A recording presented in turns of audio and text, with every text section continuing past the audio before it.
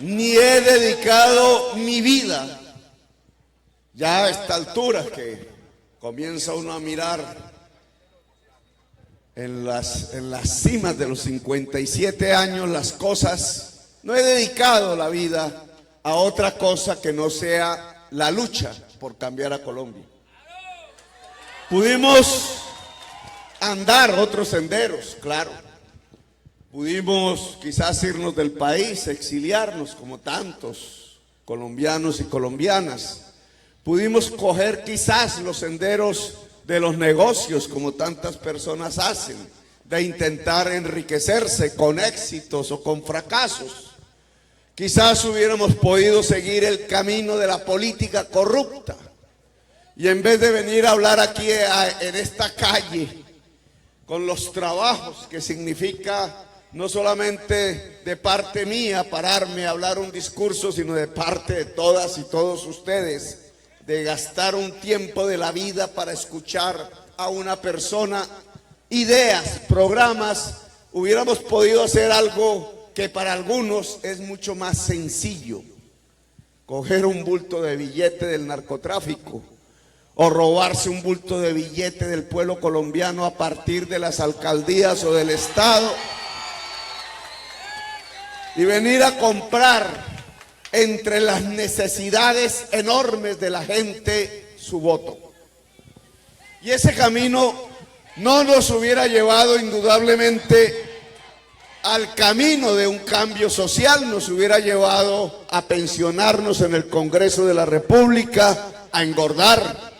Alguna vez dije en esta plaza que el político se distingue por su obesidad o no. No, una exageración. Las condiciones físicas de las personas no determinan realmente ni su conducta ni su manera de pensar, pero quería asimilar en aquel entonces el que hay una clase política que se dedica a engordar, que se dedica a enriquecerse, que ve la política como la captura del dinero público para su pecunio personal y que la única manera para que ese tipo de políticos puedan gobernar a Colombia, puedan mantenerse en el poder, no es más que bajo el ejercicio de la compra del voto, de la corrupción y de la violencia.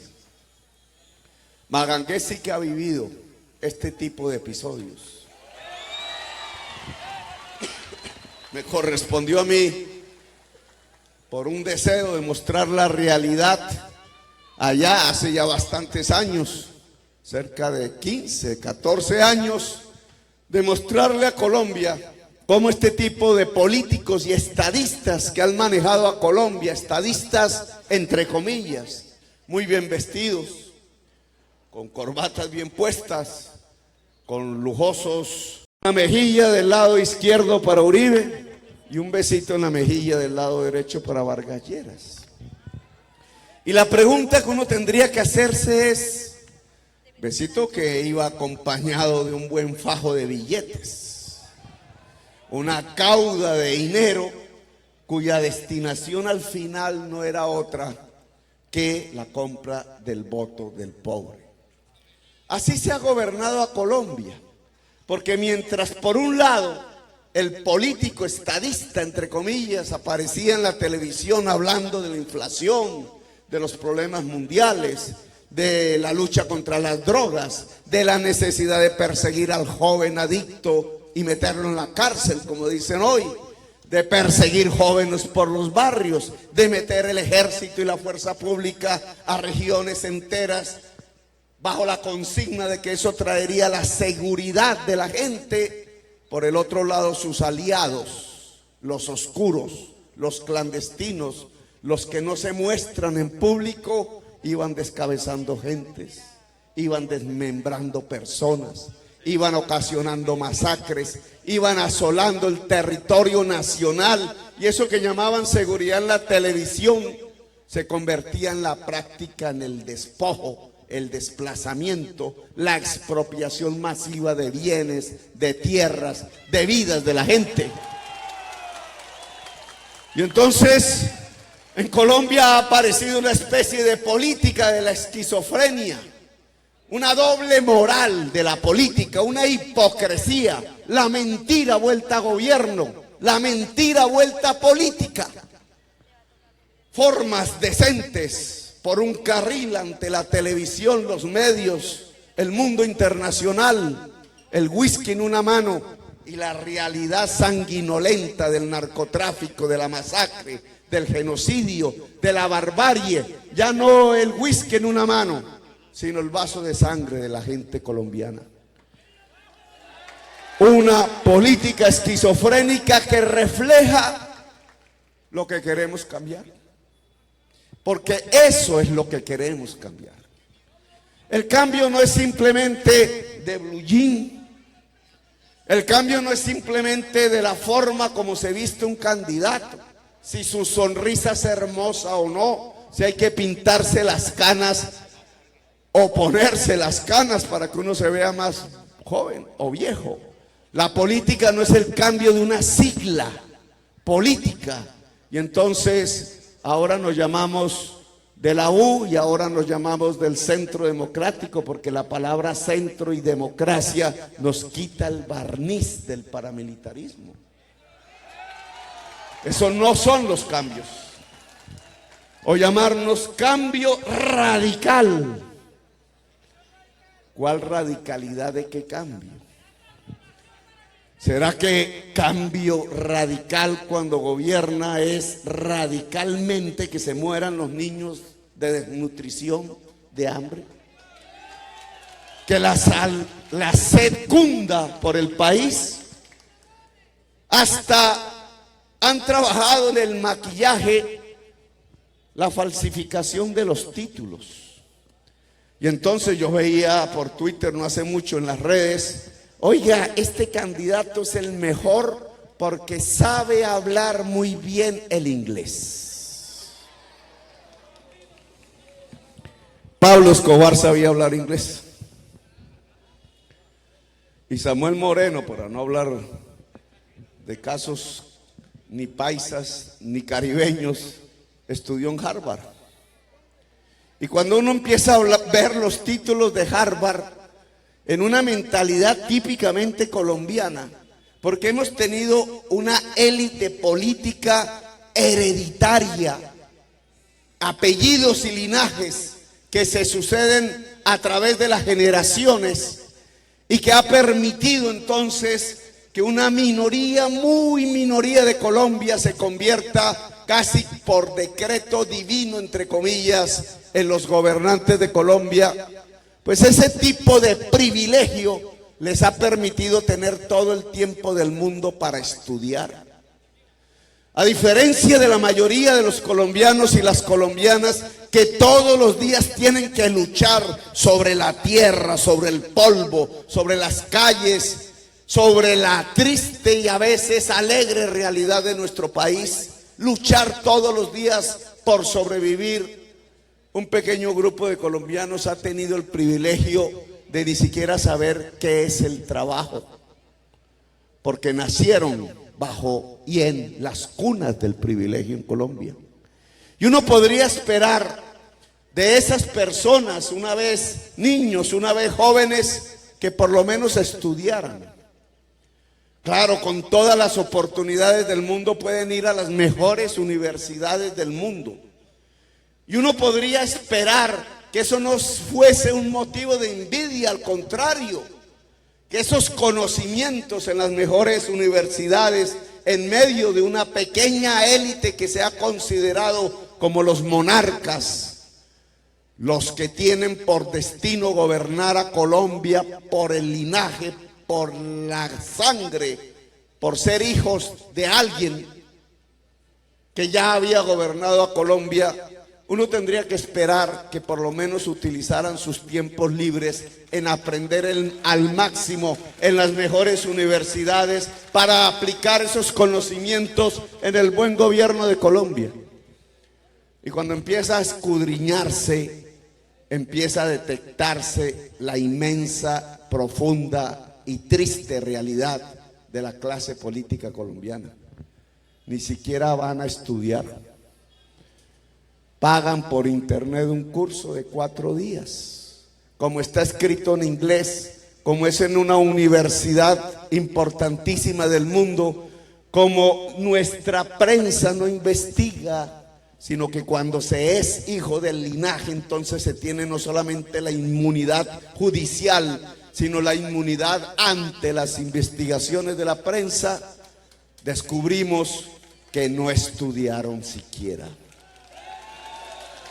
ni trabajan, ni estudian, ni saben dónde queda Magangué, ni saben cómo vive un campesino de Colombia, cómo sufre una campesina de Colombia, ni saben del quehacer de todos los días de la señora que vende arepa de huevo en la esquina, o del señor dueño de la perrada de Richards, a ver si puede sobrevivir con la perrada de Richards. No conocen del pueblo, no conocen de Colombia, maduran biches, los maduran, simplemente se creen que por privilegios pueden gobernar a Colombia y eso sí que da hasta tristeza en el alma. Desaprovechan su tiempo que podrían estudiar perfectamente en lo mejor del mundo y simplemente trafican con los títulos para venderle a la prensa que se especializaron, que son doctores, y no son doctores, no se especializaron, no estudiaron, simplemente fueron a pasar unas vacaciones en Harvard y se trajeron un papelito para decir: oigan, yo sí sé, yo estudié en Harvard.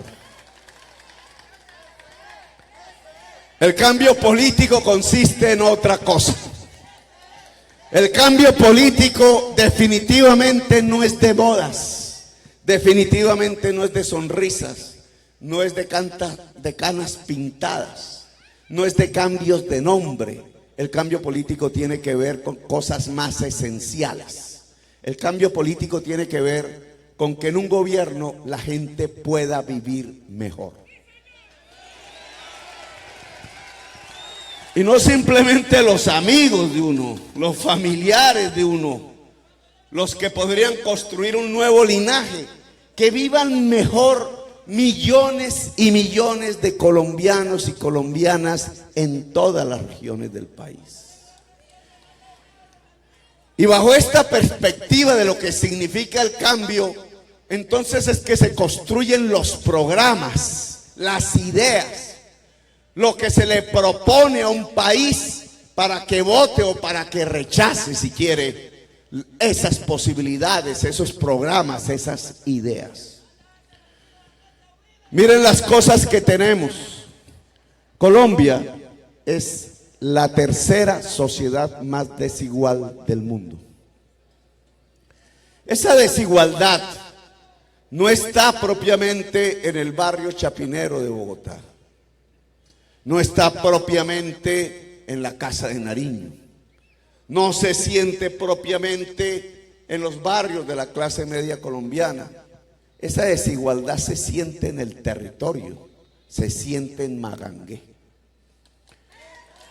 ¿Saben ustedes cuál es el índice Gini de la tierra, ojo con esa palabreja, de la tierra en esta región? El índice Gini es un indicador de técnicos que mide la desigualdad. Su máximo nivel, 1, la máxima desigualdad, como si en alguna parte de toda una población de 10,000 personas, solo una persona tuviera todo, los demás nada.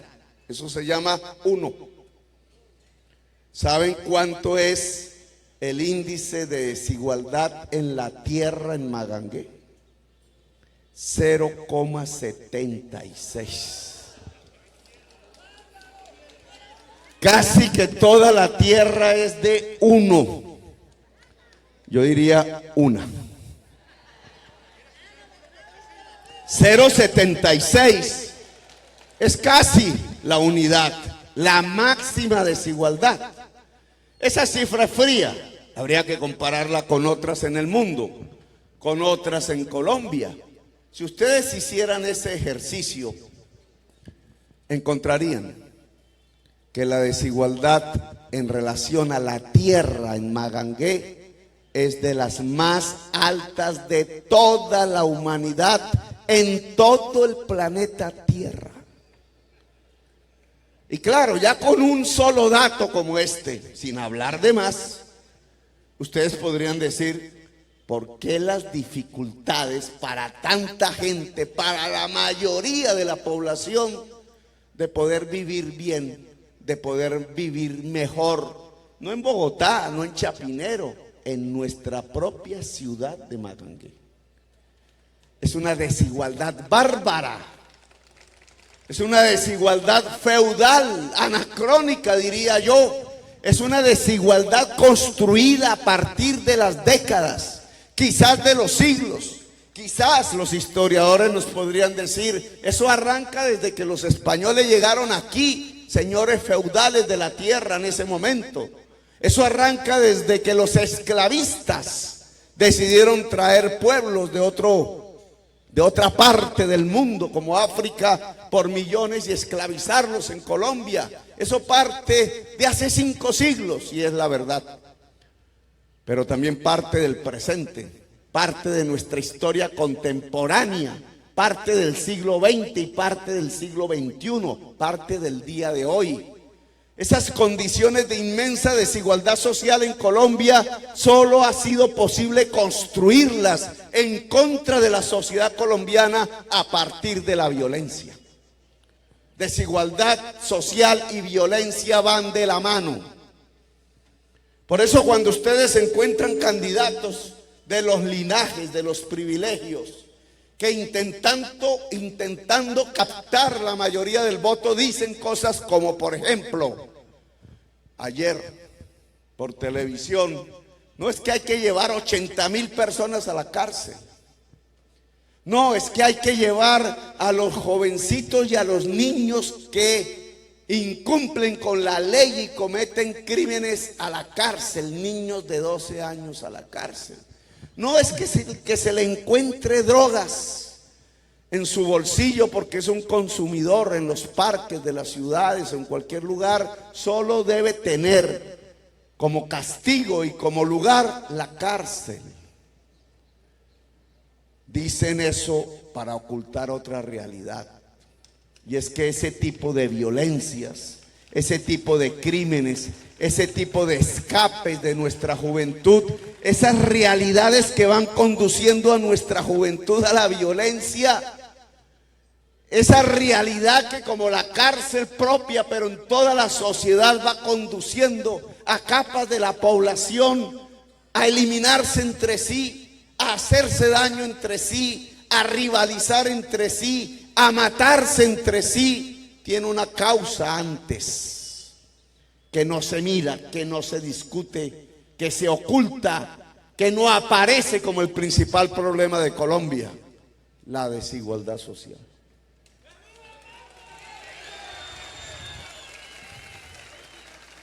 Así como nuestros estadistas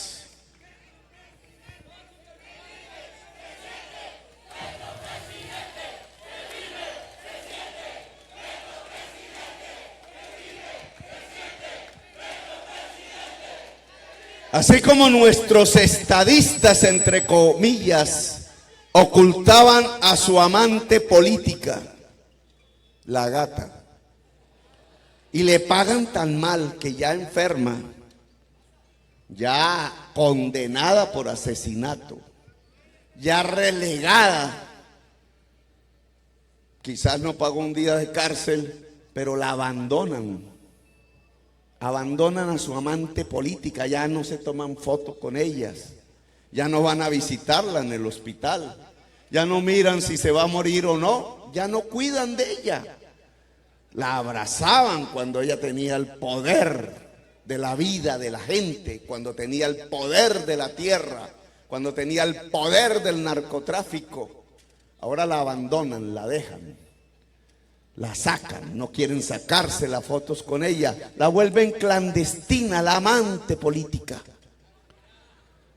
Igualmente, también vuelven clandestino, ocultan, tapan la realidad de por qué se produce la violencia en Colombia, de por qué se produce esta falta de democracia, por qué se produce el narcotráfico, de por qué se producen juventudes enteras que terminan en el crimen y la violencia, de por qué se producen estos campos desocupados en manos de uno o de una persona. La desigualdad social. La desigualdad social es la madre de los problemas de Colombia.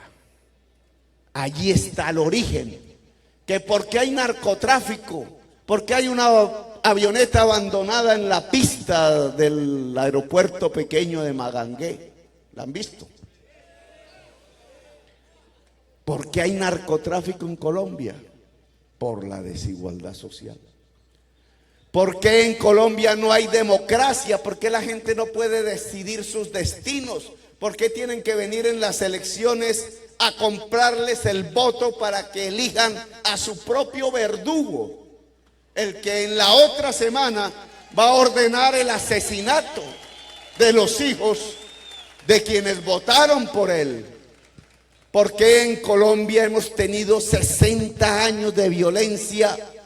Pero nuestros abuelos nos dirían que esta violencia que vivimos nosotros también se vivió en la época de ellos. Y nuestros bisabuelos, si estuvieran vivos, también nos dirían lo mismo, que en la época de ellos también había violencia y que la historia de Colombia es sinónimo de una historia de las violencias permanentes, perpetuas. Porque en Colombia tenemos el 90% de la población rural sin haber terminado siquiera la primaria. ¿Y por qué en Colombia tenemos el 60% del total de la población sin haber terminado el bachillerato? Todo tiene una raíz, una causa: la desigualdad social.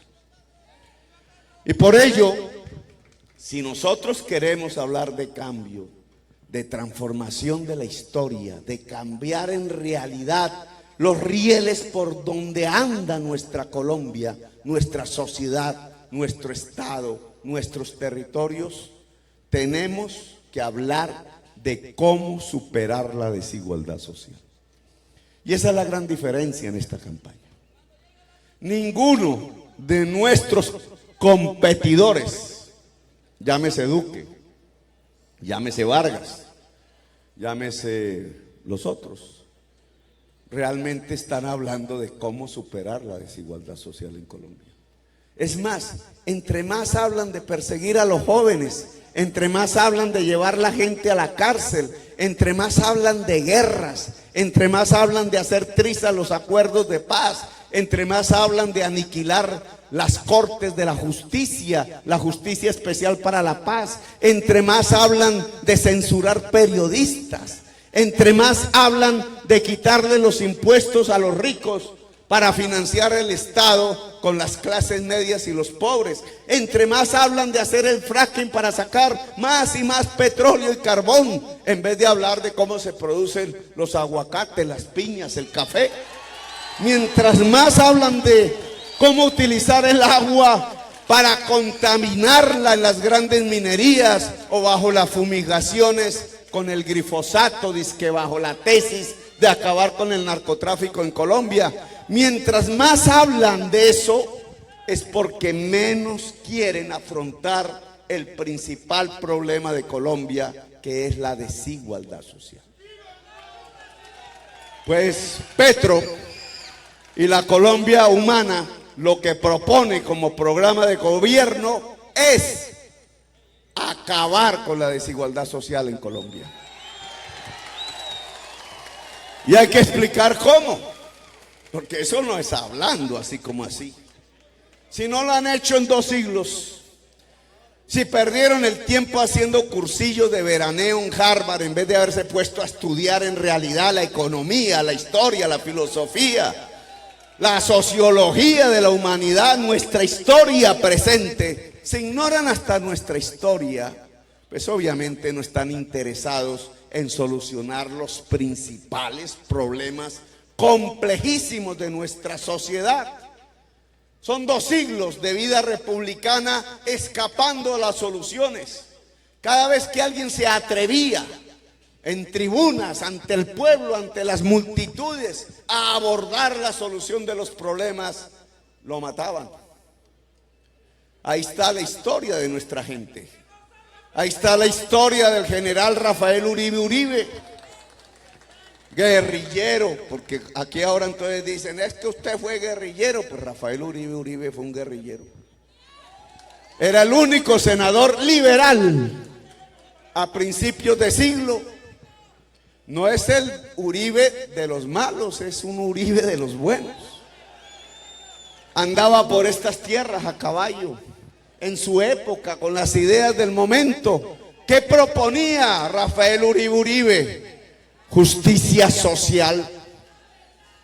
Justicia social, siendo el único congresista liberal en un congreso que era el de la Constitución de 1886, después de otra de las violencias que se llamó la Guerra de los 1000 días, que vivieron nuestros abuelos, nuestros bisabuelos, lo asesinaron a machetazo limpio en las puertas del Capitolio, en la ciudad de Bogotá, porque tenía ideas diferentes.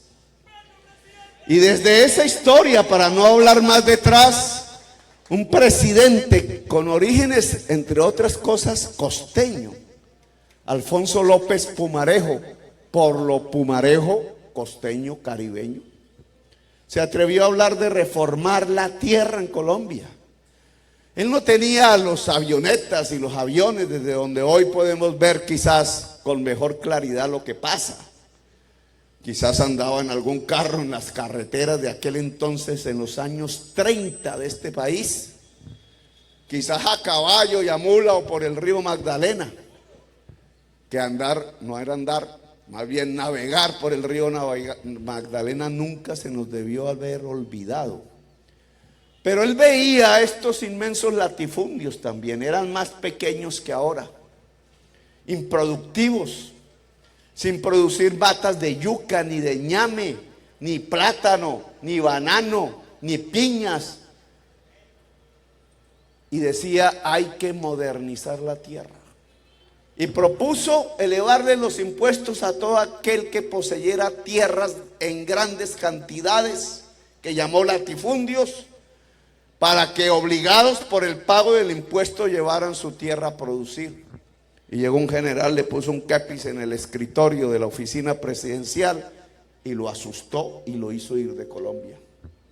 Y 10 años después, el que había seguido esas ideas y le proponía a los colombianos que la paz no se alcanzaría sino a partir de la justicia social, un 9 de abril que se cumple el próximo lunes.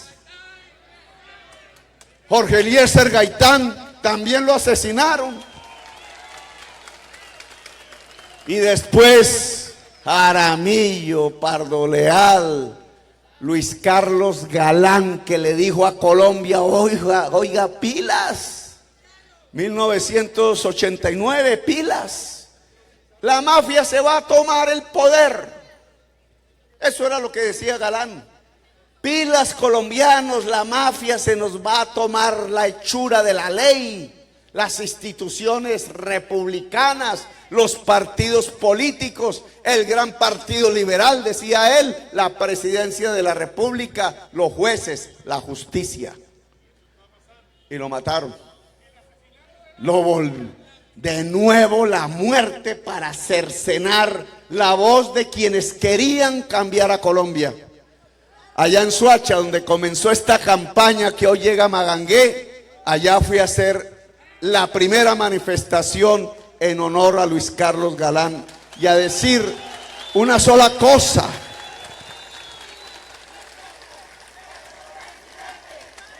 los que mataron a Luis Carlos Galán efectivamente después gobernaron a Colombia, y la mafia se tomó el Congreso de la República y se tomó la justicia de Colombia y se tomó la fuerza pública de Colombia y se tomó la presidencia de Colombia y hasta se tomó el alma y el corazón de millones de colombianos que empezaron a aplaudir la muerte, la corrupción, la política vuelta mentira. Galán tenía razón, la mafia se tomó el poder. Y después mataron a Pizarro, mi compañero de organización. Nos dicen violentos a nosotros, no miran que mataron a Pizarro. ¿Por qué mataron a Pizarro? Porque planteó lo mismo de Gaitán. La paz solo se construye con justicia social, y la justicia social es la disminución de la desigualdad social de Colombia. Y nosotros hicimos la Constitución del 91, sí señores, y no nos da pena decirlo. Nosotros somos la fuerza mayoritaria elegida por el pueblo de Colombia en diciembre de 1990, que siendo mayoría en la Asamblea Nacional Constituyente, generó la Constitución del 91, que derogó la autocrática, autoritaria Constitución de 1886, la misma contra la cual Rafael Uribe se levantó, la misma que reformó Alfonso López Pumarejo, la misma que pedía derogar por una constitución democrática que restaurara la democracia y la moral de Colombia, como pidió Jorge Eliezer Gaitán. Fue el M-19 el que terminó en la ola de la historia del siglo XX, derogando la Constitución de 1886, derogando el estado de sitio y derogando el Frente Nacional. ¿Qué hicimos? Acabar una dictadura. Y esperábamos ilusionados que esa paz iba a seguir bajo la construcción de esa Constitución, de ese Estado social de derecho que escribimos allí como nuestra herencia colectiva, construyendo una paz que ahora dirían estable y duradera. Y fue mentiras. No vino esa realidad, la Constitución quedó vuelta a palabras, no se aplicó. En la misma Magangué donde estamos hoy, no era la Constitución del 91 la que gobernaba la ciudad y su pueblo, era la mafia. No era el régimen democrático del Estado social de derecho que por elección popular impulsamos como concepto central de la Constitución del 91, lo que gobernaba en Magangué o en Bolívar o en todo el Caribe colombiano. Era la férula de la sierra eléctrica despedazando cuerpos. Eran los mochocabezas, como se llamaban. Eran las convivires de Uribe, que conformó aquí con los hermanos Botero y con el esposo de la gata. Y que hicieron de esta región no el reino de la Constitución del 91, no la práctica constructiva de un Estado social de derecho, sino el ejercicio de una dictadura mafiosa que se creyó con el derecho de robarse el erario público y se creyó con el derecho divino de ejercer las posibilidades de definir quién podía vivir o quién podía morir en esta tierra. Aún recuerdo el periodista local que pegaba su periódico en los postes, Rafael, y que fue asesinado. No hablemos más de esa historia dantesca, simplemente escribamos cómo todo el intento de hacer un cambio en Colombia, que viene desde hace décadas y siglos, ha sido hundido permanentemente en sangre en este país. Y por eso lo que hoy nos corresponde en la historia de Colombia, porque nos tenemos que ubicar en esta historia, en este momento, entendernos de alguna manera, fusionarnos con el corazón, la esencia histórica y el alma de Colombia. Porque no estamos aquí de muñequitos, de modelaje, de pasarelas. Estamos aquí para hablar de la historia e intentar cambiarla. Pues esa es la historia pasada, inmediatamente pasada.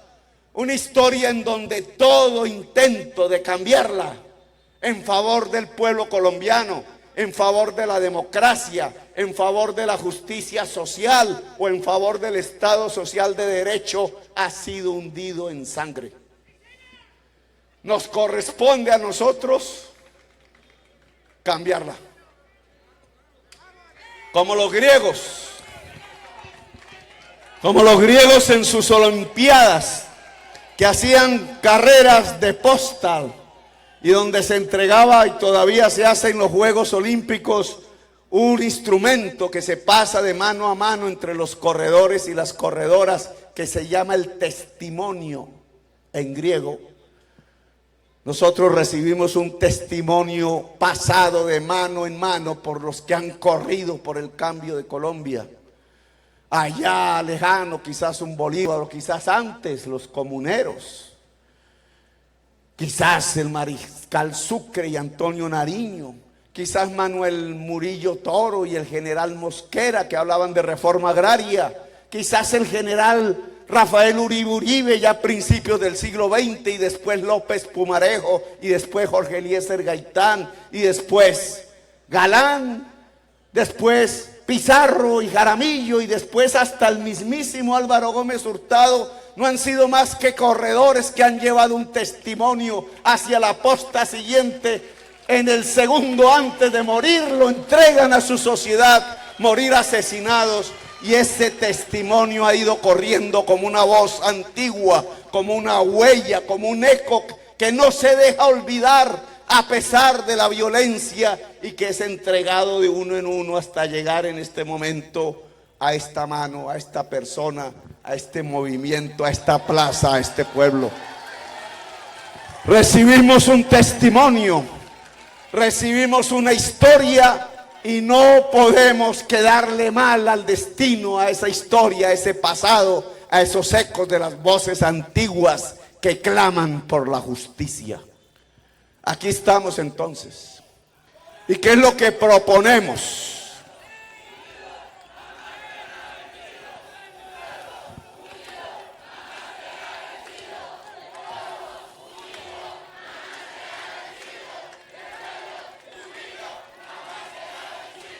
Lo que proponemos no es la venganza, calumnias. De venganzas está hecha la historia de Colombia. Quienes han enseñado la venganza han sido los mismos gobernantes del país. En Bogotá se le conoce con una palabra ese estilo de política de la venganza: la puñalada trapera. La puñalada trapera es que usaban puñales y en vez de enfrentarse así de frente, cogían a la persona que daba la espalda y ¡juáquete! Por la espalda, a traición. A López Pumarejo lo traicionaron sus propios amigos del partido, los Lleras, los Echandías. Y a Jorge Eliezer Gaitán estaba todavía el cadáver tirado en la calle, o ahí cerca, en un hospital. Y ya esos mismos Lleras y Echandías iban al Palacio de Nariño a hablar con el señor Ospina, a ver qué ministerio les daba. La puñalada trapera. Miren ahora, no nos vayamos a la historia. El señor Uribe, ¿qué dice? Que es Santos, traidor. Es decir, el señor Santos le dio una puñalada trapera al señor Uribe. Pero el señor Uribe ya le había dado una puñalada trapera también al pueblo de Antioquia, que lo convirtió en el principal departamento de la violencia en Colombia. Al Caribe colombiano, que lo sembró de punta a punta de paramilitares. Orgullo, se mata por venganza. Las violencias de Colombia no son sino cadenas consecutivas de venganzas.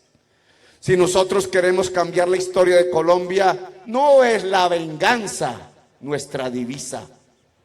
Algún día dije aquí en Magangué, la paz la veremos si los nietos de la gata bailan, juegan fútbol en una esquina con los nietos de la gente que ella misma asesinó. Que la paz será si esos nietos pueden jugar libremente, sin temores, sin exclusiones, sin discriminaciones? Y para que eso sea así posible, no puede haber venganza en el gobierno de la justicia social. Tiene que haber amor y reconciliación. Pero la reconciliación no puede nacer sino de la verdad. No es ocultándonos las realidades como nos vamos a reconciliar. Es a partir del reconocimiento de la verdad, en donde las víctimas, y ojo, que el 40% de la población de Magangué son desplazados de la violencia, es decir, víctimas. La única posibilidad que las víctimas puedan ser restituidas realmente en esta sociedad colombiana, que las ve por millones en todos los rincones de nuestro país, es a partir de que aparezca la verdad.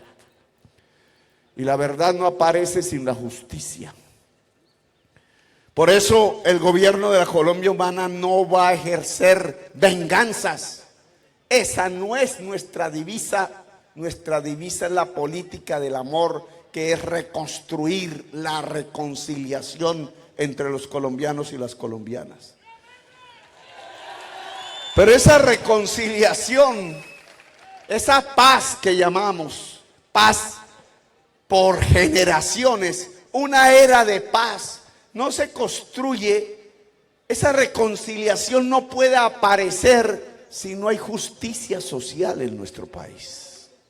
Gaitán tenía toda la razón. La paz es justicia social o no es paz. La paz no es una negociación entre guerreros que se sientan en una mesa y ponen sus fusiles en una esquina y sus uniformes verde oliva en la otra y se sientan a dialogar. Sí, es bueno que lo hagan porque pueden acabar guerras, y acabar una guerra siempre es bueno, aquí y en Cafarnaúm.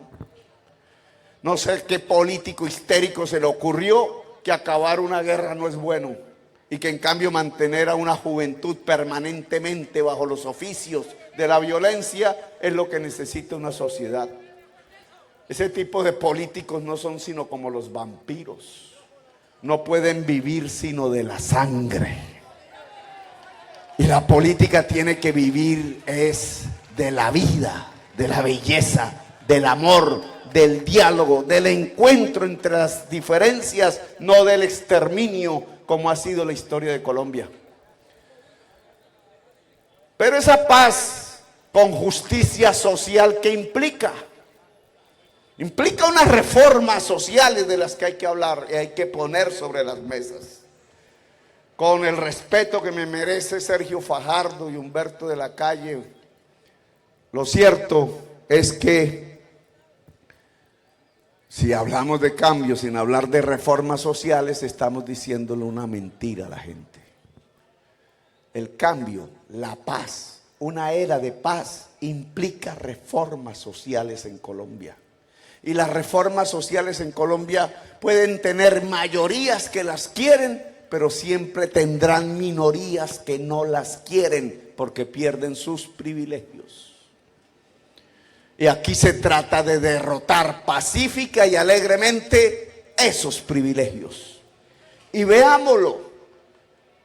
Incluso a diferencia de Gaitán o de Bateman o de Pizarro o del Rafael Uribe Uribe, el liberal, a mí me gusta explicar este tema de la justicia social con la Biblia. Y no porque quiera imponer una creencia, porque nosotros tenemos es que respetar la libertad de cultos en Colombia que pusimos nosotros mismos en la Constitución de 1991. Sino que la Biblia es un eco también antiguo.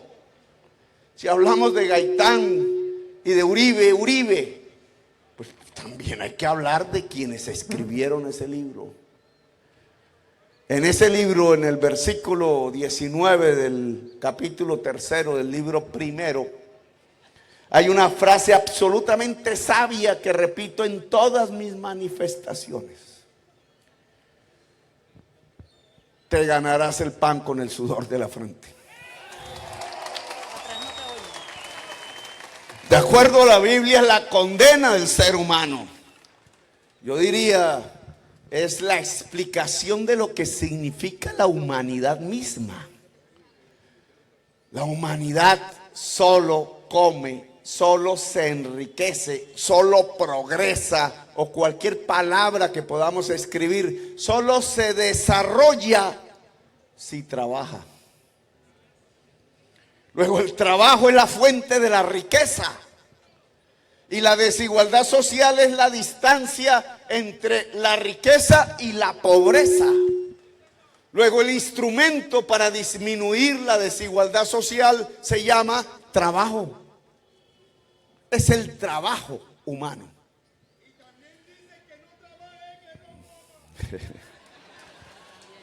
La diferencia entre una sociedad rica como las que vemos hoy y una sociedad pobre como las que vemos hoy es que son sociedades las unas que pueden trabajar al máximo, construyendo una paz. Las otras no pueden trabajar. Las sociedades pobres a veces no pueden trabajar porque no hay recursos, porque están en un desierto, como tantas, porque su país, su territorio en el que sobrevivieron se vino abajo en términos ambientales, climáticos, porque no hay recursos naturales. Y sin embargo hay ejemplos de cómo aún en las peores circunstancias ambientales, islas sin mayor recurso, sin petróleo, sin carbón, a partir exclusivamente del saber, se han convertido en países a la altura de los más ricos y desarrollados del mundo. El saber. Pues la frase de la Biblia nos remite a una tesis fundamental para construir justicia social: la capacidad de trabajar, las condiciones para poder trabajar en una sociedad. En esas redes de la calumnia que van por el WhatsApp y les llegan a ustedes vía celular, aparecen frases como: es que Petro va a expropiar. No, los expropiadores son ellos, no Petro. Los expropiadores son los que queremos quitar del poder político en Colombia. Esos son los expropiadores que le quitaron a millones y millones de colombianos y colombianas las condiciones para poder trabajar. Y es por eso que Colombia es la tercera sociedad más desigual socialmente de toda la humanidad. Veámoslo con cuidado, veámoslo a profundidad si queremos, sin aplicar palabras técnicas, sino el idioma del pueblo. Que trato de hacerme entender es a partir de eso, de esa sencillez con que tenemos que hablar entre multitudes para poder cambiar la historia de Colombia. ¿Cuáles son las condiciones del trabajo? Uno podría, ya ahorita te cedemos la palabra, ahora me tocó un ratico el turno, pero tú dices que es.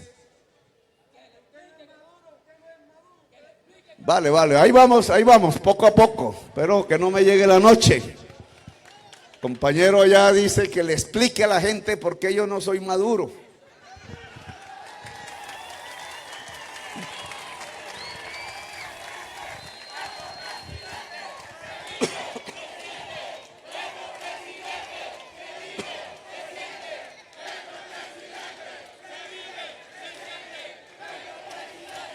En esas redes de la calumnia dicen que somos nosotros los expropiadores. No, los expropiadores son los que le quitaron la tierra a 6 millones de campesinos. Son los que le quitaron las casas a la clase media en los tiempos del UPAC. Son los que le quitaron la educación a la gente y no le permitieron desarrollar un sistema educativo que hoy nos permitiera decir: la mayoría de los colombianos terminó el bachillerato y buena parte de los colombianos estudió en una universidad. Esos son los expropiadores. Los expropiadores son los que le quitaron el agua potable a la gente para privatizar. Los expropiadores son los que le entregan al Caribe colombiano una energía eléctrica que es la más cara de Colombia y de América, simplemente para hacer un negociado, como los señores de Electricaribe. Los expropiadores son los que le quitan la vida a la gente a partir de un negocio de las EPS en el sistema de salud, o si no, cuántos hospitales públicos se han cerrado en Colombia y cuánta gente se ha muerto sin recibir el tratamiento médico adecuado solo porque este tenía un costo que le reducía las utilidades al propietario de la EPS en el modelo 100 de la salud. Esos son los expropiadores. Nosotros no vamos a expropiar a nadie, pero sí vamos a crear las condiciones para que la gente pueda trabajar. Porque otra de las cadenas del odio, de la mentira con que intentan ganar la presidencia de Colombia, no habla de que vamos a expropiar, sino habla de que quienes nos siguen son vagos y de que lo que intenta hacer Petro es entregarle los recursos públicos regalados a través de subsidios a educar a la gente en la vagancia. Los vagos son los que dicen que hicieron un doctorado en Harvard y lo que habían hecho era un cursillo de 3 días desde la casa de su papá, pagándole el cursillo el papá, sin que eso sea realmente un título de doctorado de especialización. Esos sí son vagos. No, aquí lo que queremos es construir una sociedad del trabajo. Y vamos a explicarlo. ¿Cuáles son las condiciones para poder trabajar en Colombia? Algunos piensan que llegue una empresa grande, sin aplicar, muy rica y emplee a la gente. Eso no pasa en ninguna parte del mundo. Las empresas grandes, sabia que repito en todas mis manifestaciones, se han automatizado, no generan. Sabia que repito en todas mis manifestaciones. Esa es una ilusión, es así, populista. Te Hay otros que el pan creen con que el el sudor de la empleo frente. es que llegue el Estado y emplee grandes cantidades de gentes. El Estado está absolutamente limitado por su fuente de financiación, no se puede estirar. No puede garantizarle los puestos de trabajo empleándolos como funcionarios del Estado a la mayoría del pueblo colombiano. No está ni en esas grandes empresas automatizadas, no está en esas empresas multinacionales que sacan nuestro petróleo y nuestro carbón apenas con unos centenares de trabajadores, porque hasta los trenes son automáticos. Ahí no está el empleo. Y no está en el Estado.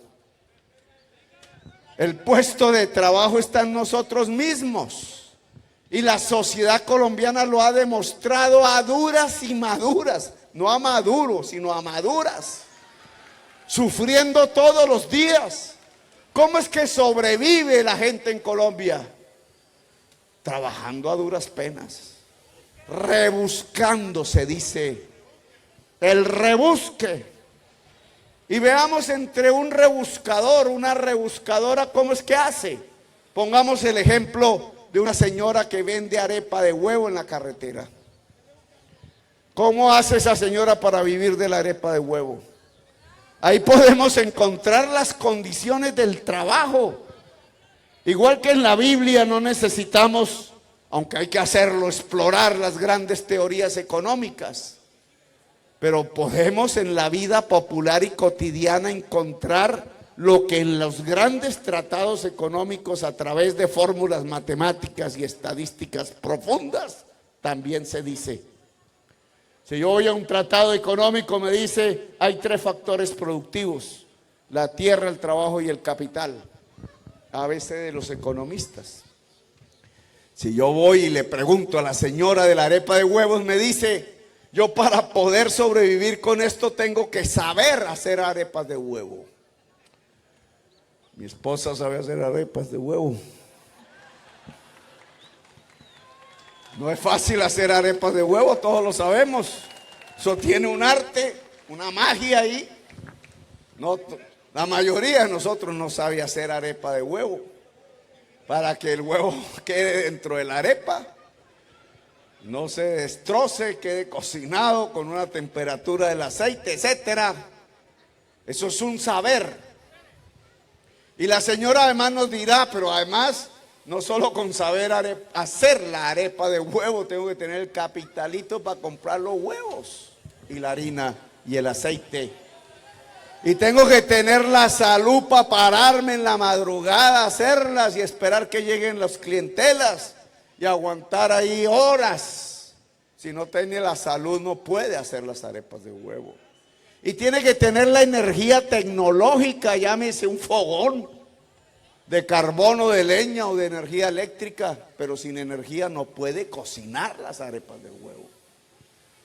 Y entonces ahí tiene usted que la misma señora le puede decir cuáles son las condiciones del trabajo, saber, tener un capital, una energía física y tecnológica, un espacio. Porque si el alcalde de la ciudad se le ocurre decirle al comandante de la policía, mire, esa señora está en el espacio público, me la saca, el comandante tiene que hacerle caso y sacarla. Y se acabó el negocio de la arepa de huevo. Recapitulemos el mensaje sabio de la señora. Saber, espacio, capital, energía, física y personal. Física y tecnológica. Esas son las condiciones para poder trabajar. ¿Qué fue lo que le expropiaron a los colombianos? Esas condiciones. Le expropiaron el saber. La señora sabe hacer arepa de huevo porque la mamá le enseñó o alguien, pero no el Estado, no el sistema educativo. La señora no pudo quizás terminar su primaria, no entró al bachillerato, no cursó la universidad. Si hubiera tenido esa oportunidad, quizás no estaría vendiendo arepa de huevo, sino sería la médica de Magangué.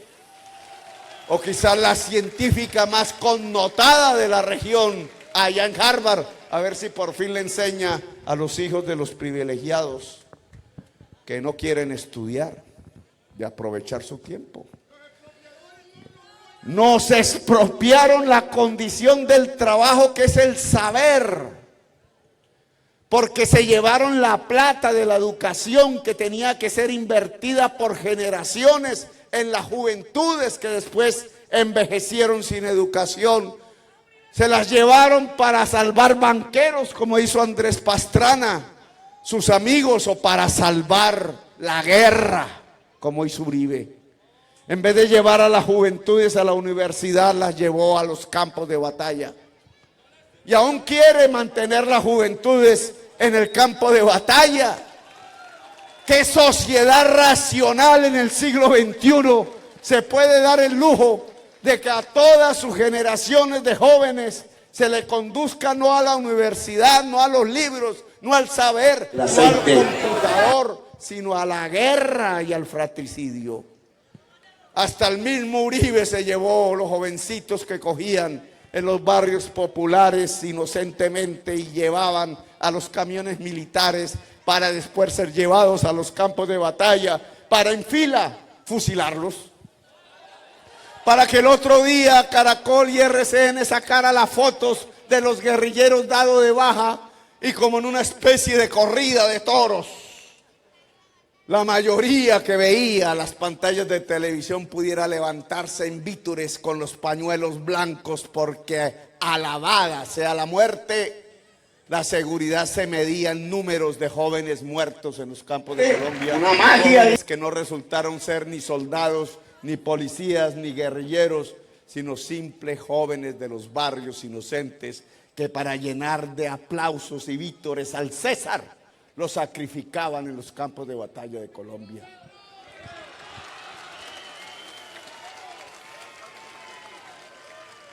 Claro que nos quitaron no solamente la educación, nos quitaron los créditos. ¿Cuáles son los bancos privados en Magangué que le entregan la gente a la señora de la arepa de huevos y como a ella, a quienes quieren producir y tener una economía en este país? ¿Acaso no es el gota a gota?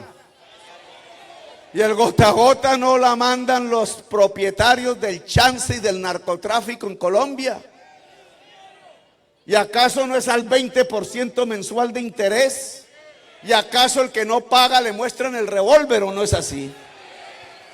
¿En qué país del mundo el sistema financiero que permite la financiación del trabajo y la economía es un sistema manejado por narcotráficos a partir del revólver y la pistola limpia y pura con una tasa de usura del 20% mensual? ¿Qué economía, qué vida, qué mejor vivir dentro del pueblo colombiano se puede producir así? Solo porque los propietarios de la banca privada hacen el trabajo más fácil, que es coger el ahorro forzado del pueblo trabajador de Colombia a través de la salud y las pensiones y llevarla en forma de crédito a los que ya tienen los grandes capitales de Colombia, las empresas del carbón, del petróleo, las grandes plantaciones de la caña de azúcar, de la palma o del banano, o los grandes constructores de edificios en los barrios ricos de las grandes ciudades. Para el pueblo, si no hay crédito, para el pueblo es que la mafia con sus revólveres, fusiles y motosierras le entreguen el dinero lavado de la cocaína en forma de crédito usurero. ¿Y qué hablar de la tierra, del espacio? ¿Qué diría la señora de la arepa de huevo? Las tierras son del pueblo colombiano. Las tierras fértiles, que es la tierra y el agua, es el campesinado de Colombia. Miren las tierras de Magangué. Las tierras de Magangué fértiles porque están al lado del río Magdalena y de sus ciénagas. Ni siquiera ya son verdes. En verano son como los desiertos porque deforestaron la tierra. ¿Para qué?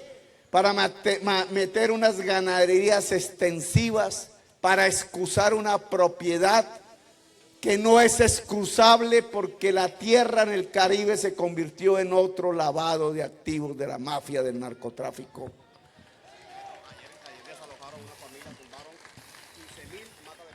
La tierra en Magangué es de los boteros, es de la gata.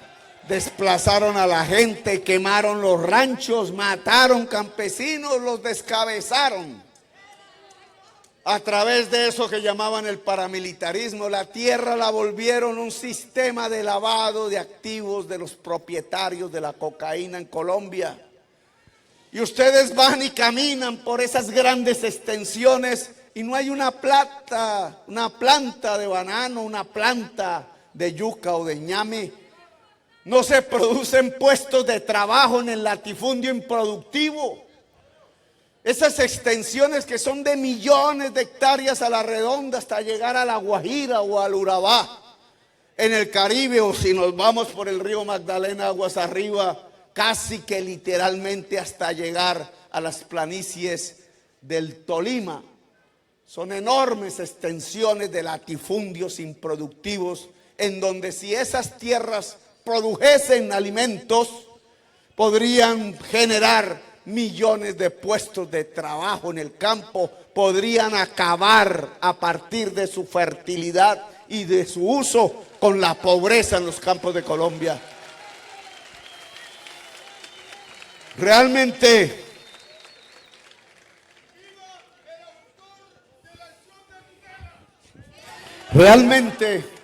si Dios existe y ojalá exista, eso no tiene perdón.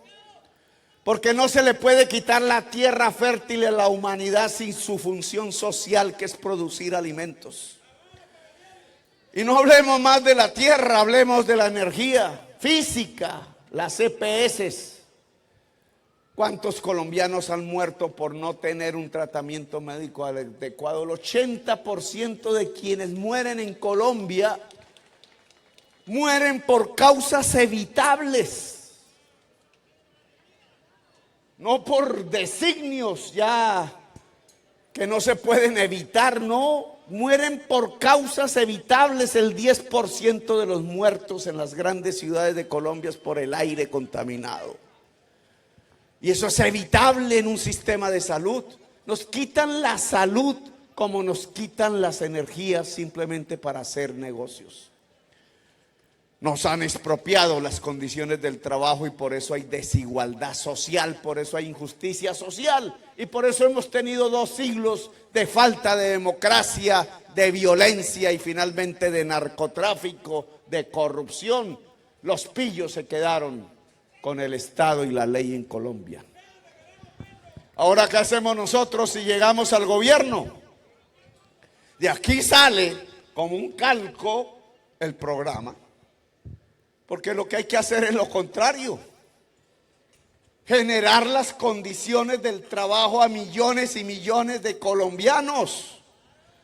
No es Maduro que simplemente le dice a su sociedad venezolana: tratemos de elevar el precio del petróleo a ver si todos vivimos ricos con el petróleo. Sentarse en una mecedora, una botella de whisky a un lado, una playa, chévere, sí. Un buen vivir, pero insostenible, porque toda esa riqueza depende del precio del petróleo y no lo controla la sociedad, lo controlan los grandes poderes mundiales. Cuando Chávez ganó las elecciones en 1998, el Producto Interno de Venezuela se había caído un 40%, porque se había caído el precio internacional de petróleo a $14 el barril. Por eso la clase política tradicional de Venezuela perdió el poder y surgió Chávez, con la promesa de repartir los excedentes del petróleo entre su sociedad y con la promesa de separar la sociedad venezolana del petróleo. La incumplieron. Hoy volvió a caer el precio del petróleo a $30 no hace mucho. Y volvió a estallar la misma crisis. El Producto Interno Bruto de Venezuela bajó 40%. Y los mismísimos que tomaban whisky en una hamaca tenían la sociedad con mayor consumo per cápita de whisky, más que los escoceses, que son los que producen esa bebida. Terminaron en un éxodo tratando de encontrar de qué vivir, porque en su país ya no había de qué vivir. ¿De qué vivir si habían sacrificado su agricultura y su industria a partir de exportar y de vivir del petróleo? El petróleo es como el chance. Y por eso la política alrededor del petróleo es como la política de la gata, un pillaje. Es un pillaje. La Biblia no enseña, como la teoría económica, que una sociedad se puede enriquecer porque se ganó el baloto. Solo se puede enriquecer a partir del trabajo. Y la sociedad venezolana, como otras tantas, lo que nos muestran es sociedades que se creyeron que podían enriquecerse a partir de ganarse un baloto, es decir, de encontrarse un pozo de petróleo o un yacimiento de carbón. Como sale el chorro del petróleo y el chorro del carbón, entra un chorro de dólares al Estado. Y la sociedad ve como su moneda se revalúa y se siente rica. Y todos los días coge un avión y se va a Miami a comprar en los moles, porque toda la producción allá le parece barata. Y si no se va a Miami, empieza a ponerse las cosas en su propio país importadas. E importa motos y se llenan las ciudades de motos. E importa carros nuevos. E importa camisas y pantalones. E importa los manjares del mundo que pone en su mesa. Y se le olvida un pequeño detalle.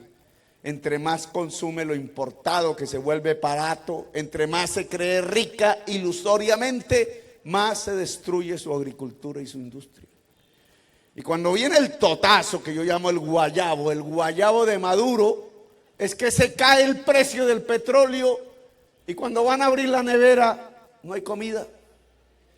porque el país no produce comida, porque no hay agricultura, porque no hay industria y porque ya no tienen los dólares para importarlo.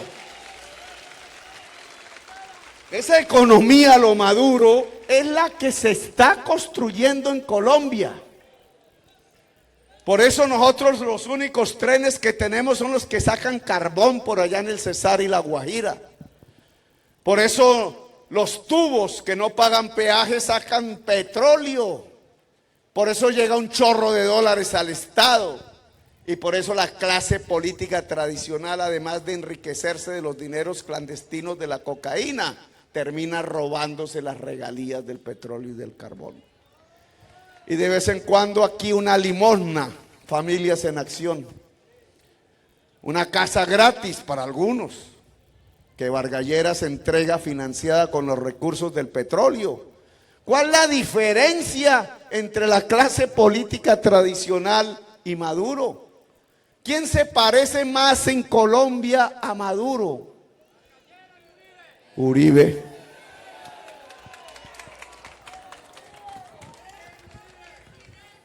Nosotros queremos otro camino. El camino de la justicia social en Colombia es democratizar las condiciones del trabajo. No esperar cómo ganarnos el baloto. Por eso nosotros no estamos de acuerdo con el fracking, ni estamos de acuerdo con continuar haciendo depender la economía colombiana de los pozos del carbón y de las minas a cielo abierto del petróleo y del carbón. Nosotros queremos girar hacia la agricultura y la industria, hacia el arte y los oficios, hacia el trabajo humano, pero en las condiciones del siglo XXI. Y esas condiciones del siglo XXI nos implican varias reformas sociales. Siguiendo a la señora de la arepa del huevo, necesitamos saber.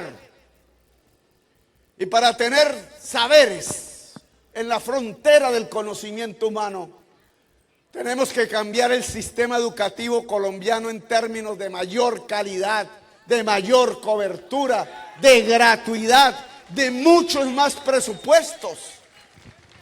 Aquí hemos propuesto como un comienzo para desandar el camino de la ignorancia académica de la población a la que fue sometida durante 2 siglos de república. El comienzo es que por lo menos toda nuestra juventud actual pueda ingresar a estudios de educación superior gratuitos en este país. Y ya dicen por ahí, esa gratuidad es populismo, Petro. El pobre tiene que esforzarse para trabajar. Pues para trabajar hay que tener educación y el gobierno tiene la obligación de hacer de la educación un derecho. Y un derecho ni se compra ni se vende, como dice la canción. Un derecho es universal o no es. Un derecho es gratuito o no es. Tenemos derecho a la vida, pues el aire tiene que ser gratuito. El que le ponga precio al aire mata. Tenemos derecho a la vida, pues la salud no le puede costar a la gente, porque entonces el que tiene salud vive, el que tiene dinero tiene salud y vive, y el que no tiene dinero se muere. Por eso el agua potable no puede ser una mercancía en Colombia, porque el que no tiene con qué comprar el agua potable entonces se muere de sed, como sucede en la Guajira. Y por eso la educación, que es el alimento de la mente, como decía Martin Luther King, que hoy se conmemoran 50 años de su asesinato en los Estados Unidos. Los que quieren transformar la humanidad siempre son asesinados desde los tiempos de Jesús. Pues miren, el alimento para la mente es la educación. ¿Cuál es la diferencia? Y la educación es un derecho. Nosotros hemos evaluado cuánto podría costarle al Estado el que la juventud completa, cuando sale del 11º grado en los colegios públicos, pudiera entrar a un sistema de educación superior, toda, sin limitación, de manera gratuita. Cuesta 2.1 billones adicionales cada año que se tienen que sumar hasta alcanzar 14 billones de pesos en 4 años. Anuales. Y el presupuesto de Colombia vale 240 billones de pesos. Y toda la economía colombiana vale 830 billones de pesos. Y solo necesitamos 14 adicionales para que toda la juventud de Colombia pueda entrar gratuitamente a una universidad o al SENA en condiciones de educación superior. Y yo me pregunto, el pacto por la paz, la reforma social fundamental, la posibilidad, porque esto no es un gasto, es una inversión, porque ese saber, como nos lo dice la señora de la arepa de un huevo, es lo fundamental para el trabajo en el siglo XXI. El trabajo en el siglo XXI es el cerebro humano, no es el músculo.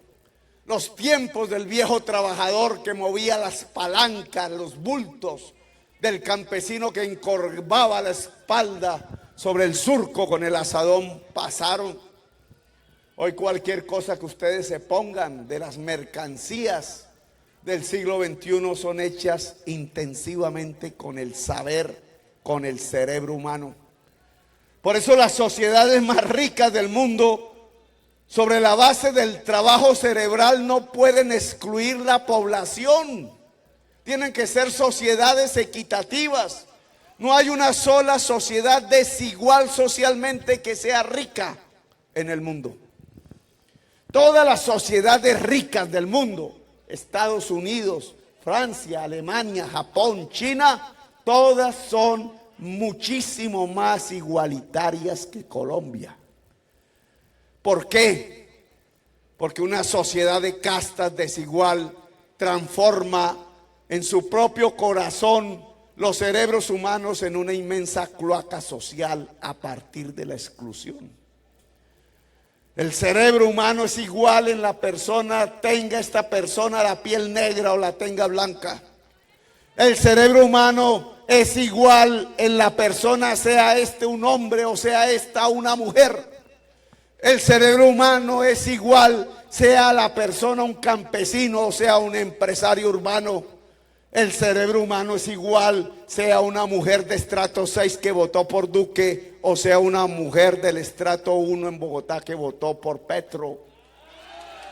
Al ser el cerebro humano igual y siendo su alimentación fundamental, además de la física, de la material, de la nutrición, el saber y la educación, toda sociedad de castas desigual lo único que hace es echar a la basura los cerebros humanos, que son la principal materia y medio de producción de la riqueza del hoy, el trabajo, lo que la Biblia llamaba sudar la frente, pero ahora es sudar el cerebro a partir de ideas, creación, conocimiento.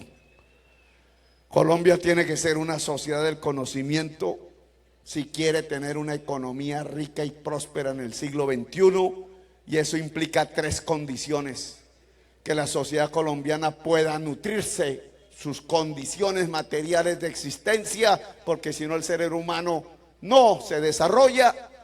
2, que la sociedad colombiana elimine las discriminaciones y la exclusión, o si no excluimos los cerebros humanos por mayoría, por millones. Y 3, que el sistema educativo de la sociedad colombiana le garantice la alimentación del cerebro, de la mente, a la totalidad de la sociedad colombiana, y su primer escalón es la primera infancia y la juventud de Colombia. Por eso el compromiso de la Colombia humana es la construcción de un sistema de educación superior público, que no significa que vamos a cerrar universidades privadas, gratuito y de calidad en todo el territorio de Colombia. Y por eso el compromiso de la Colombia humana es que toda la primera infancia, en donde se desarrolla el cerebro humano en los primeros años, tiene que tener una atención profesional en todos los territorios de Colombia, que implica que las madres comunitarias se vuelven empleadas del Estado y se profesionaliza, que implica que miles y miles de profesionales Hay que extenderlas con la vacuna, con la atención en salud, con el afecto, con el arte, con el juego, con el saber cuidar los niños y las niñas para que ayuden a las familias de Colombia, cualquiera que sea su condición económica, y logremos, y esa es la condición básica de una sociedad pacífica, que por lo menos toda su primera infancia sea cuidada bien por primera vez en la historia de Colombia. Hoy, el 17% de nuestros bebés están desnutridos. 17 de cada 100. Y eso significa que para vivir esos bebés se comen su cerebro. Y eso significa que la sociedad del futuro en 20 años ya carcomió su principal medio de riqueza cuando no permitió esa nutrición y el desarrollo de sus cerebros humanos. En la Colombia humana no puede existir eso. Por eso nuestro compromiso es construir una sociedad del conocimiento, el saber hacer la arepa de huevo, solo que en el siglo XXI son los celulares, los paneles solares, son las ingenierías, es la medicina, la biotecnología, son las fronteras de todas las disciplinas del saber que la humanidad ha alcanzado y que le han expropiado a la sociedad colombiana, y que para poder construir la paz y la reconciliación y un mejor vivir, entonces tenemos que recuperar lo expropiado y entregarlo en estos 4 años, como decía Martin Luther King, entregando la alimentación de la mente, la educación a los colombianos y colombianas. Entregar las condiciones del trabajo no solamente es entregar la educación generalizada, democratizada en manos del pueblo, sino es entregar el crédito también. La clase media de Colombia ve como su enemigo no el que está arriba de ella, que es a quien quisiera parecerse, sino al que está abajo. La clase media colombiana subió por una escalera difícil. En la ciudad de Bogotá fue la izquierda colombiana la que permitió que esa ciudad tuviera una mayoría población de clase media, porque enriqueció a los pobres, que eran la mayoría de Bogotá en el año 2002, cuando Peñalosa y Mocus gobernaban.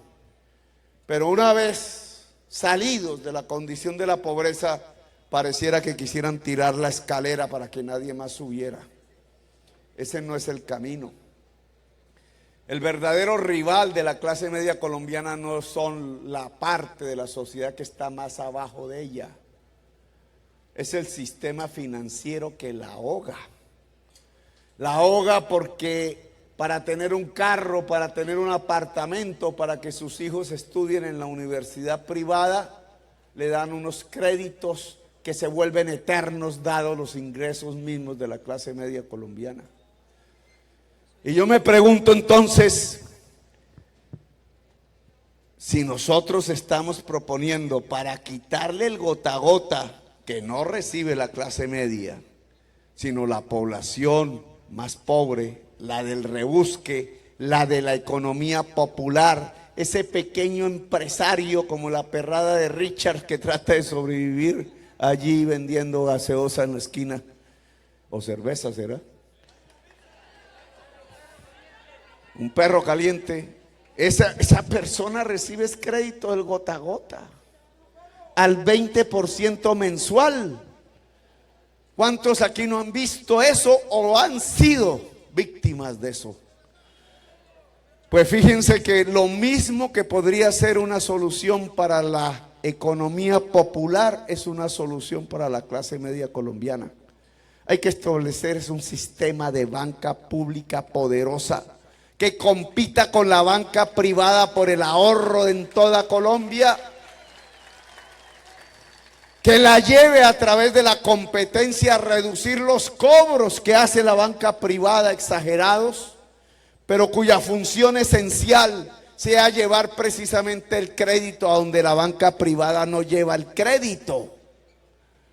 A la señora de la arepa de huevos, al señor de la perrada de Richards, a la mayoría de los rebuscadores de Colombia para que dejen de ser rebuscadores y se vuelvan en la nueva clase media colombiana pujante, tanto en la ciudad como en el campo, para que millones de colombianos tengan iniciativa privada y la puedan realizar. Miren la diferencia, y dicen que soy un comunista. Lo que yo quiero es la iniciativa privada, pero no de 5 familias que se quedan con todo. Yo quiero es la iniciativa privada de millones y millones de colombianos que han demostrado incluso en las condiciones más difíciles de existencia que son capaces de sobrevivir a partir de su propio esfuerzo y su propio trabajo. Si hay una banca pública, el gota a gota se va de Magangué, se va del Caribe y se va de Colombia. Y entonces volvemos a tener un crédito barato, que es una condición esencial para volver realidad aquello de que te ganarás el pan con el sudor de la frente. ¿Y qué decir de la tierra y el espacio en Colombia? El espacio en el siglo XXI, para ponernos tecnológicos, son las redes informáticas. Como alcalde de Bogotá, llevé la fibra óptica a la mitad de la ciudad. Y los que recibían internet a 2 megas empezaron a recibirlo a 150 megas. Y a ver televisión de alta definición y entretenerse con la música del momento y los partidos de fútbol. Pero las 150 megas no sirven solamente para ver televisión en alta definición. Sirve para bajar programas. Sirve para volver la casa una fábrica. Sirve para producir, porque la información, precisamente porque es el cerebro humano, es el eje de la economía del siglo XXI. Los nuevos espacios se llaman información. Si la información es de unos pocos, otra vez se configuran las condiciones de la desigualdad social. Democratizar esa información, las posibilidades de la información para cualquier ciudadano en cualquier parte del país resulta esencial para construir lo que llamamos la tercera revolución industrial, es decir, para trabajar. Pero las redes son un espacio virtual y la producción también necesita un espacio real, y el espacio real se llama tierra, y la tierra nos la expropiaron. El Caribe de Colombia no será una sociedad próspera fuera de la pobreza. Fíjese que la estadística gris y triste dice que la mitad de la población de Magangué está en pobreza multidimensional. Pues esa pobreza de los pueblos del Caribe no será superada si la tierra productiva del Caribe no produce alimentos. Solo hagan esta matemática simple. No los invito a que la vean en Google, como dice el profesor Fajardo matemático, sino ustedes mismos. En los cultivos, en promedio, se produce un puesto de trabajo cada 5 hectáreas. En el aguacate, a propósito, que se volvió famoso, se produce un empleo cada 2.5 hectáreas. Miren y pregunten en esos latifundios de las afueras de Magangué cuántos puestos de trabajo se producen. 1 cada 40 hectáreas, y eso, si hay vacas. ¿Qué significa eso? Que si en Colombia hay 10 millones de hectáreas fértiles pero improductivas, si se cultivasen, tendríamos 2 millones de puestos de trabajo. Y 2 millones de puestos de trabajo en el campo significa la superación completa de la pobreza. Es decir, se supera en el campo la pobreza solo si la tierra fértil de Colombia produce alimentos. Si eso es así, claro, ¿quiénes impiden eso? Los actuales poseedores de esa tierra, que son 700, Y si lo queremos en términos más generales, son 11,000 personas de todo el pueblo de Colombia. 11,000. Son los amigos de los narcos, los testaferros. Son los que le ponen el billete a la clase política tradicional para que compren los votos. Son de lo que se hacen los congresistas que hacen las leyes de Colombia. Porque ¿cuándo han visto ustedes un congresista que sea campesino? Son terratenientes. Ese tipo de personas no ven la tierra como un espacio para producir, sino como un espacio de poder al estilo feudal. Entre más tierra tengo, más poder tengo, dice el latifundista. En Córdoba hasta tenían lo que llamaban el derecho de pernada a los señores feudales, el derecho a acostar las niñas vírgenes de los campesinos que bordeaban la hacienda. Por eso los señores paramilitares tienen como uno de sus principales juegos comprar niñas vírgenes menores de edad. Feudalismo. Hay políticos que aquí dicen que esto es proponer el comunismo, es decir, que la tierra fértil produzca. No, señores, ese es el capitalismo. Estados Unidos producen hasta su último metro cuadrado de tierra fértil y allá no hay latifundistas. Allá es un loco el que diga que tiene 10,000 hectáreas porque el impuesto que tendría que pagar sería altísimo. Solo lo pueden pagar los juegos del parque de diversiones de Walt Disney, porque entran 80 millones de turistas. Allá no hay terratenientes, hay granjeros. Y lo mismo es en Francia, y lo mismo es en Alemania, y lo mismo es en China, y lo mismo es en Japón. Es decir, el mundo desarrollado y rico de hoy no tiene latifundistas improductivos. Ese es un mundo del feudalismo. Ese es el mundo de Game of Thrones, de las películas. Ese es un mundo atrasado del siglo XVI. Si queremos un Magangué, si queremos un Caribe rico, próspero, sin pobreza, toda la tierra fértil del Caribe tiene que producir alimentos. ¿Y cómo se hace? ¿Y cómo se hace? Pues yo recuerdo el testimonio de Alfonso López Pumarejo.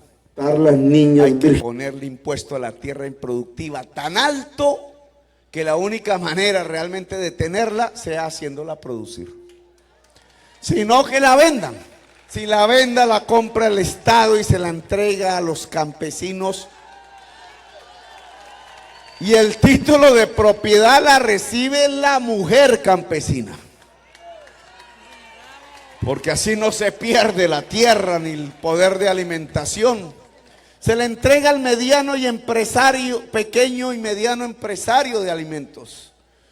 Si nosotros hacemos producir la tierra, abrimos los caminos de la industrialización de Colombia. Si todas las tierras que rodearan a Magangué produjeran alimentos de todo tipo, la ciudad de Magangué tenía agroindustrias, cooperativas, asociadas, como quieran, para hacer diabolines, para hacer yuca frita, para hacer, no digo papa frita, pero sí podemos hacer champú de aguacate, que no le gusta a Duque, pero se puede. Para hacer aceites, para hacer textiles, porque se puede, para hacer una cantidad de cosas que solo el saber humano es el que lo permite a partir de la transformación de las cosas. Y entonces las juventudes urbanas de nuestros pueblos no estarían en el billar o caminando por las calles de arriba abajo, como decía los de la banda del Cesar. No, estarían educándose y produciendo, y habría ingresos. Y esos ingresos se llamarían riqueza a partir del trabajo. Y no aparecería entonces una señora llena de billete a definir cómo se viste o la vida o la muerte de la gente de Magangué, sino que en Magangué, en vez de tener una dictadura mafiosa, empezaríamos a construir una democracia multicolor.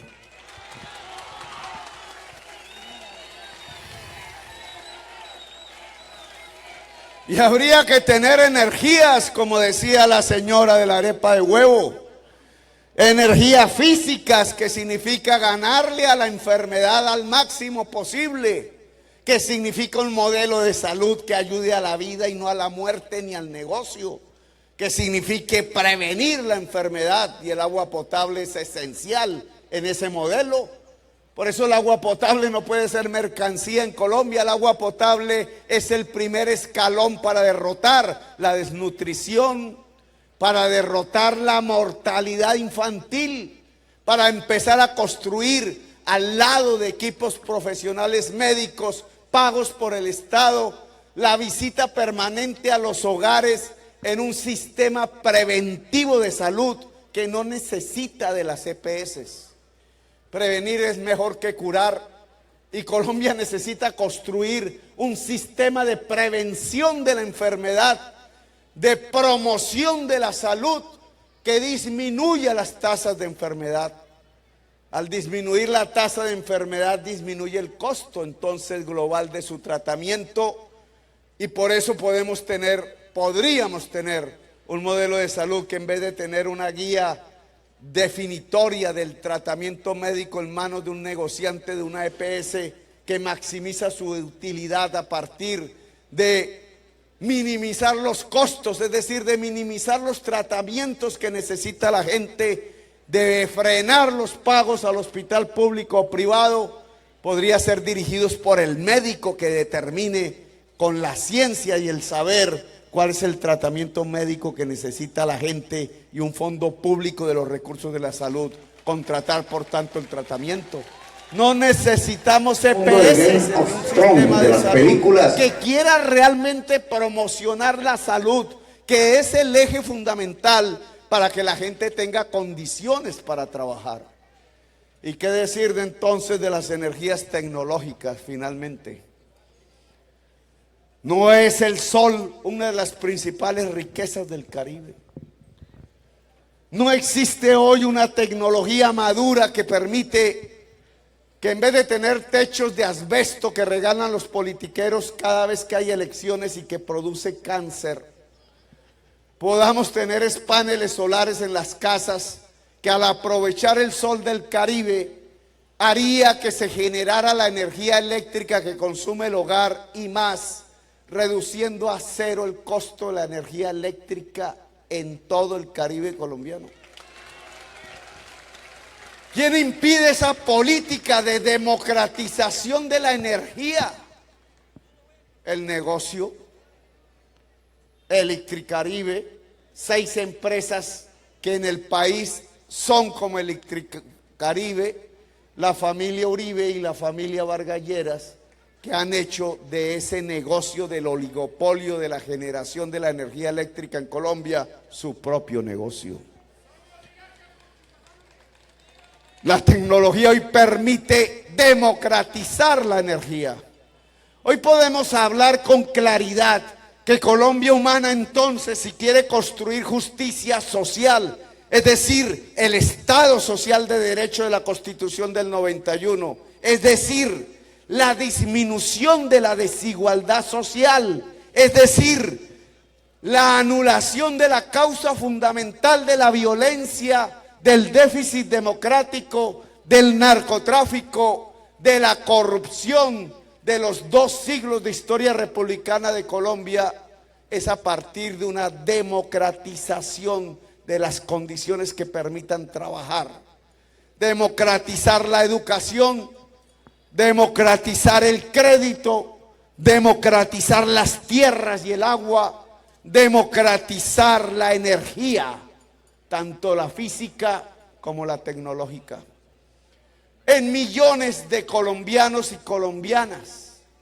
que, de ser así, es entrar a ese estado en donde se puede ganarse el pan con el sudor de la frente, a ese estado en donde la riqueza es el producto del trabajo, del esfuerzo humano, fundamentalmente cerebral y asociativo, a ese mundo en donde entonces construir democracia, justicia social es más fácil, es casi automático, porque una sociedad del trabajo no se deja quitar las libertades.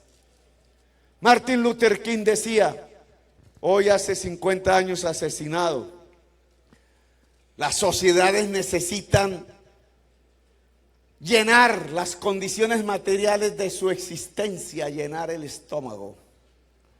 Pero adicionalmente la humanidad necesita la alimentación de la mente, que es la educación. Y adicionalmente la sociedad necesita la alimentación del espíritu, que es la dignidad y la libertad. Con llenar el estómago no es suficiente si no hay libertad y dignidad. Tampoco con solo educación es suficiente si no hay libertad y dignidad. El ser humano son las tres cosas al mismo tiempo. Poder suplir las necesidades materiales de la existencia, poder alimentar la mente con la educación y el saber, y poder alimentar el espíritu con la libertad y la dignidad. Y esa es en esencia la Colombia humana. Así quebramos la historia. Así con certeza podemos decir, lo que estamos proponiendo aquí no es un cambio de sonrisa de un político, de modas, de su vestir, de colores de su partido, de maquillajes fraudulentos que esconden, es mantener las mismas condiciones infrahumanas de existencia de la sociedad colombiana en la violencia y la desigualdad social. Es mantener los privilegios de una casta que no ha permitido la educación de la gente ni la democratización de sus condiciones de existencia. No, aquí lo que estamos proponiendo es un cambio de verdad. Y se llama superar la desigualdad social, el principal problema de Colombia, a través de un camino, el trabajo, democratizando, palabra mágica, las condiciones del trabajo, es decir, entregándole a la gente las cañas de pescar, no simplemente el pescado. Pero esas cañas de pescar en el siglo XXI se llaman tecnologías limpias. Se llaman salud física, se llaman créditos baratos, se llaman tierra fértiles y agua, se llaman saberes y educación. Político y gobierno que no entregue esto a la sociedad la está condenando es a la violencia y al fratricidio. La Colombia humana les propone este camino, les propone que nos acompañen en este camino. Le propone al Caribe colombiano todo, que se convierta en la vanguardia que lleve a toda Colombia por este camino de transformaciones. Le propone a toda Colombia que recibamos el testimonio de las voces antiguas que en esa carrera de postas fueron quedando uno tras otro en el camino de la vida porque no les permitieron las transformaciones de Colombia. Que recojamos esas banderas del viejo liberalismo popular de Alfonso López Pumarejo y de Gaitán, o del nuevo liberalismo de Galán, o el viejo conservatismo real de Álvaro Gómez Hurtado, que hablaba de un régimen de la corrupción que había que derrocar a partir de un gran acuerdo sobre lo fundamental, el acuerdo sobre las reformas sociales que permitan la convivencia. Que Colombia no siga los caminos de esa violencia que quiere hacer trizas toda la esperanza de paz de una sociedad y condenar de nuevo la juventud presente como condenaron las juventudes pasadas a la violencia y el fratricidio. Que Colombia no crea que es encarcelando a su población como se solucionan los problemas. Que Colombia no crea que es trayendo más tanques de guerra y aviones y bombas en lugar de universidades y libros como vamos a solucionar nuestros problemas complejos. Que Colombia asuma la gran responsabilidad histórica presente de esta generación de cambiar una historia permanente de violencias y de venganzas por una historia nueva de paz, de justicia social, de reconciliación sobre la verdad, de acabar la venganza e instaurar la política del amor. Ese es el camino de la Colombia humana que se les propone y esa es la invitación que este político, que ojalá sobreviva esta campaña, heredando esos testimonios y voces antiguas le propone que sigamos. Si ustedes lo aceptan, si Colombia lo acepta, yo estoy dispuesto hasta las últimas consecuencias de mi vida personal a mantenerme coherente en ese camino, a cualquier riesgo, con la esperanza de que realmente empezamos a construir una nueva historia en nuestra patria. ¡Que viva la magangué humana! ¡Que viva Bolívar humano! ¡Que viva la Colombia humana! Me llamo Gustavo Petro y quiero ser su presidente. Gracias, muy amables. Gracias. Gracias. Regalo aquí de parte.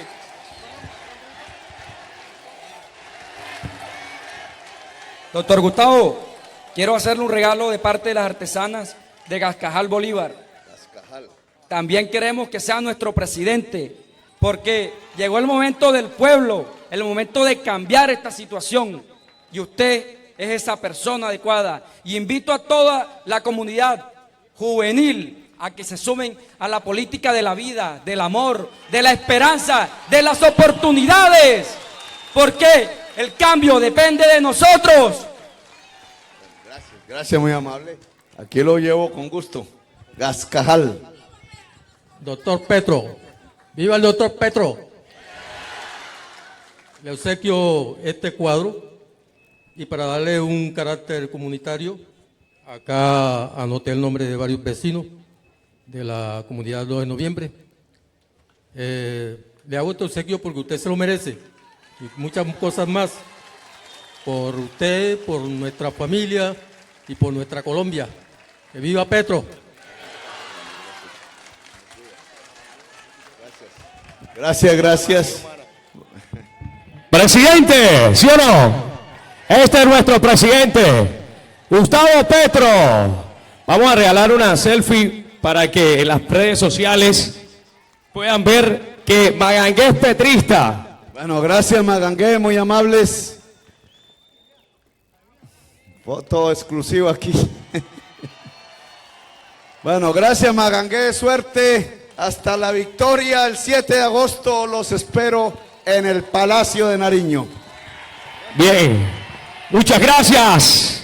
De verdad, aquí Magangué ha demostrado que esta tierra es petrista. Yo vine, ¿cómo es que hice? ¿Cómo es que hice? A mí no me pagaron. Pero que se oiga uno. Pero que se oiga en la Conchinchina. Gracias Magangué, de parte del comité local que ha organizado este evento. Magangué hoy ha dado respuesta. Y aquí está todo el comité organizador, Nilo, Aider, Miriam, acá está Sari, Adalberto, Luis Teray, también Alain, Betty Huerta, Alexander, también el Tigre de la Malasia, el señor Nacho, también a Víctor, a Alex, gracias a ABET Televisión que ha hecho presente, a todos los medios de comunicación, a Nilo Pérez, no se vayan, los amigos que nos puedan colaborar también a recoger todo lo que tiene que ver las bolsitas, por favor, vamos a dar ejemplo, las bolsitas que se puedan llevar, las personas que han venido en este momento, gracias también a la Policía Nacional, a la Alcaldía Municipal que nos colaboró también, muchísimas gracias con los permisos, al Ejército Nacional que han hecho presente en el día de hoy, la gente de Talaigua, de los corregimientos que vinieron, la gente de los municipios aledaños, mil gracias. Y este es una vez más que aquí en Colombia necesitamos que llegue Gustavo Petro a la presidencia y lo vamos a llevar.